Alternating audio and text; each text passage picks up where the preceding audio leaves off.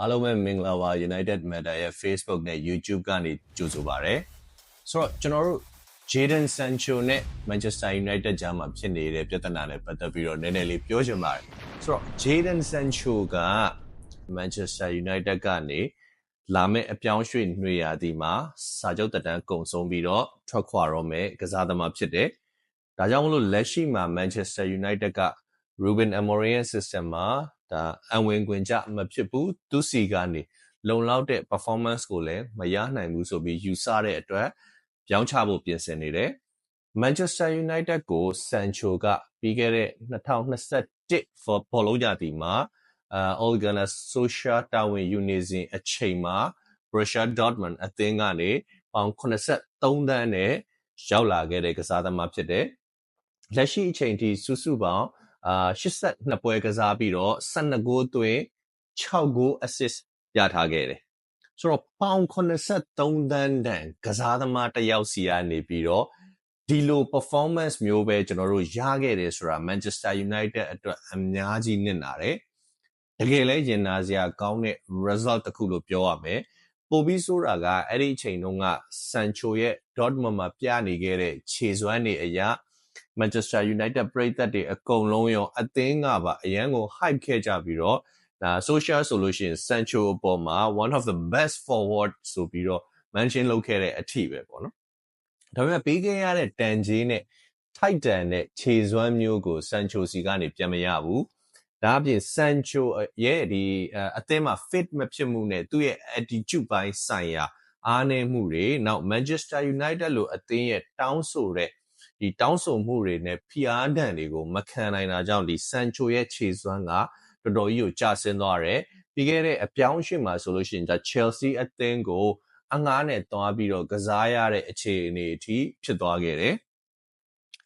လက်ရှိမှာ Manchester United က Sancho ကိုအသင်းကနေရောင်းထုတ်ဖို့အတွက်ကိုစီစဉ်နေတယ် Sancho ကိုခေါ်ယူခြင်းနဲ့အသင်းတွေလည်းရှိပေမဲ့သူ့ရဲ့လောက်ခလာစာအင်မတန်မြင့်မားနေတဲ့အတွက်ကြောင့်မို့လို့ဒီအသင်းတွေနဲ့အပြောင်းအရွှေ့ကလက်ရှိချိန်ထိဖြစ်မြောက်လာခြင်းမရှိသေးဘူး Chelsea ကိုယ်တိုင်ကလည်း Sancho ကိုပထမကပေါင်25သန်းဝန်းကျင်နဲ့ဒါခေါ်ယူဖို့ကြံစီတယ်ဆိုပေမဲ့ Sancho ဘက်ကနေလာစာကိုမလျှော့ပေးတဲ့အတွက်ကြောင့်မလို့ဒီအပြောင်းအရွှေ့ကမဖြစ်လာခဲ့ပဲနဲ့ Chelsea က Manchester United ကိုရော်ကြေးပေါင်9သန်းပြန်ပေးပြီးတော့အသင်းကိုပြန်ပို့လိုက်တယ်ဆိုလက်ရှိမှာလည်းဒီ Napoli, Juventus, Dortmund နဲ့ Fenerbahce တို့က Sancho ကိုစိတ်ဝင်စားနေတယ်ဒါပေမဲ့သူကလောက်ခလာစာကိုလုံးဝမလျှော့တဲ့အတွက်ကြောင့်မို့လို့ဒီအသင်းတွေက Sancho ရဲ့ salary package ကိုပေးဖို့အတွက်ကိုမတက်နိုင်ကြတဲ့အတွက်ခုချိန်ထိပဲအပြောင်းရွှေ့မှဖြစ်လာတာမရှိသေးဘူး Manchester United အနေနဲ့ဒီ Sancho ကိုဒီ Ferguson အနားယူသွားပြီးတဲ့နောက်ပိုင်းမှာအပြောင်းအရွှေ့အမှားယူနေအများကြီးဖြစ်ခဲ့တယ်အဲ့ဒီထဲမှာဒီ Sancho ရဲ့အပြောင်းအရွှေ့ကဒီအစိုးဆုံးအမှားယွင်းနေတဲ့တခုလို့ပြောရမယ်အထူးသဖြင့်ဒီ Sancho ရဲ့အသင်းပေါ်မှာထားတဲ့ဒီလေးစားမှုမရှိမှုတွေအဓိကကြပါတယ်အခုဆိုရင် Manchester United က Sancho ကိုရောင်းဖို့ကြံစီနေပေမဲ့ Sancho ရဲ့အစီအစဉ်ကဘာလဲဆိုရင်သူက Manchester United မှာပွဲမကစားရလဲနေပါစေတပတ်ကိုစာချုပ်ထဲမှာပါတဲ့အတိုင်းပေါင်3သိန်းဝန်းကျင်လာစာကိုအလကားထိုင်ယူနေမယ်နောက်နှစ်နွေရာသီအပြောင်းအရွှေ့ကြလို့ရှိရင်ဒီအသင်းကနေပြောင်းရွှေ့ခြင်းအလွတ် free agent နဲ့သူတခြားအသင်းကိုပြောင်းမယ်သူ့ကိုခေါ်တဲ့အသင်းစီကနေပြီးတော့သူကဒါလက်မှတ်ထိုးခြင်း signing bonus ပါမျိုးမျိုးမြက်မြက်ထပ်ပြီးယူသွားမယ်ဆိုတဲ့အကြံစီမျိုးနဲ့ Sancho ကလှုပ်ဆောင်နေတယ်ဆိုတော့ Sancho ကအသင်းအတွက်ကိုဒါ window ဝင်ဖို့ဖြစ်နေတဲ့သူတယောက်လို့ပြောရမယ်အခုအချိန်မှာသူ့ကိုပေါင်25သန်းနဲ့ရောင်းဖို့တော့မလွယ်ကူတဲ့အခြေအနေမျိုးဖြစ်နေတယ် Manchester United လို့အသင်းမှာဒီလိုပုံစံတူအခြေအနေတွေအများကြီးဖြစ်နေတယ် Chelsea က Sancho ကိုအငှားနဲ့ခေါ်တယ်ဒါပေမဲ့အပြီးသက်မဝယ်ယူခဲ့ဘူး Betis က Anthony ကိုအငှားနဲ့ခေါ်တယ်အသင်းကိုပြန်ပို့တယ် Aston Villa က Rashford ကိုအငှားနဲ့ခေါ်တယ်အသင်းကိုပြန်ပို့တယ် PSV က Malaysia ကိုအငှားနဲ့ခေါ်တယ်နောက်ဆုံးအသင်းကိုပြန်ပို့တယ်ဆိုတော့လက်ရှိကင်တွယ်နေတဲ့ new management ဒီစီမံခန့်ခွဲတဲ့ board အဖွဲ့အသစ် Ineos အနေနဲ့ဒီလိုအသင်းရဲ့